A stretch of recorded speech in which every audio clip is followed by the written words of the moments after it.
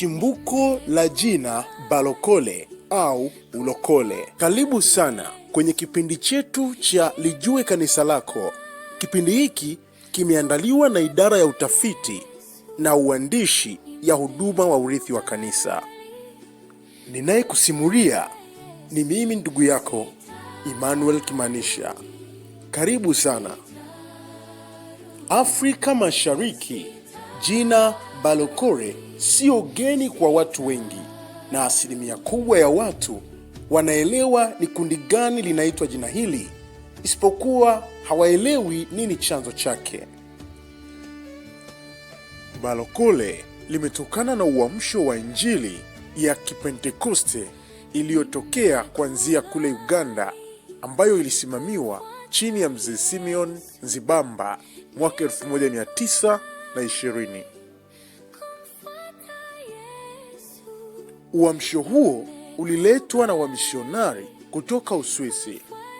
Neno hili lilianza kutumika mwaka 1920 Uganda, na likaenea Afrika Mashariki yote kama ifuatavyo: mwaka 1930 Rwanda, mwaka 1939 Tanzania, mwaka 1942 Kenya, na mwaka 1940 DRC na Burundi.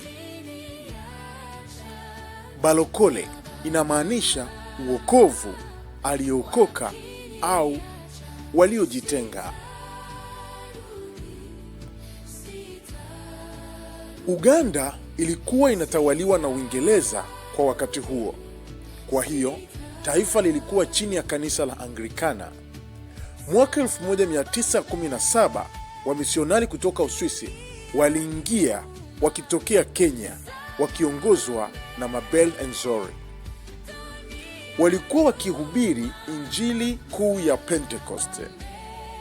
Simeon Nzibamba, huyu ni mtumishi wa Mungu aliyezaliwa mwaka 1897 na alilala mwaka 1978.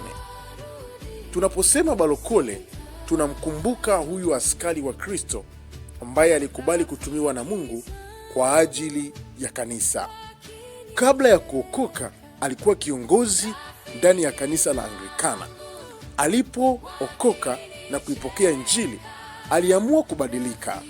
Baada ya kuokoka, alitamani pia kanisa zima libadilike, hali ambayo haikuwezekana, kwani viongozi wa kanisa walimpinga. Baada ya kukataliwa, alipata watu baadhi waliomsapoti na kuanza kuhubiri Injili na kutangaza wokovu kwa nguvu zote. Watu wengi waliookoka na wakaitwa Balokole walikataa baadhi ya tamaduni kama vile kuoa wake wengi, kuua mapacha, kuishi kwa matabaka ya uchumi na wazungu, na walikuwa wanaomba kwa kulia sana. Uamsho huo uliokusudiwa na Mungu ulienea kwa haraka Rwanda na Tanzania. Ulienda kukutana na uamsho wa Haris Kapiga.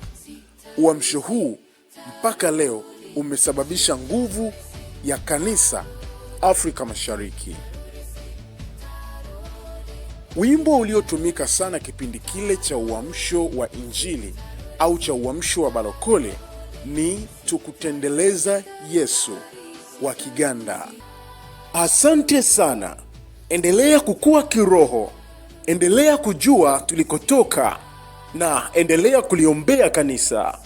Mungu akubariki.